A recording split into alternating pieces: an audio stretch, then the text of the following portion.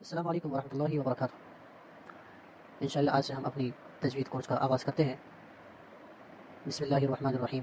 سب سے پہلے ہم قرآن کریم کے آداب کے بارے میں جاننا چاہیں گے کہ قرآن مجید کے آداب کیا ہیں۔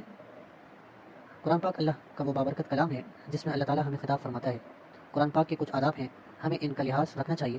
ان آداب میں سے سب سے اہم ادب یہ ہے کہ ہم قرآن کو بغیر وضو کے ہاتھ نہ لگائیں۔ قرآن پاک میں اللہ تعالیٰ کا ارشاد ہے، لا یمسہ الا المطہرون، نہیں ہاتھ لگاتے اس کو مگر پاک لوگ، یعنی صرف اس کو پاک لوگ ہی ہاتھ لگاتے ہیں، نہ پاک لوگ قرآن مجید کو ہاتھ نہیں لگاتے۔ تعوذ اور تسمیہ، تعوذ اعوذ باللہ من الشیطان الرجیم کو کہتے ہیں، اور تسمیہ بسم اللہ الرحمن الرحیم کو کہتے ہیں۔ جب آپ تلاوت کا آغاز کریں، تلاوت شروع کریں تو تعوذ اور تسمیہ دونوں پڑھیں۔ تلاوت کے دوران صورت آئے تو صرف بسم اللہ پڑھیں۔ تلاوت کے دوران اگر کسی ضرورت کی وجہ سے بات کرنی پڑے تو دوبارہ تلاوت کرتے وقت صرف اعوذ باللہ پڑھیں۔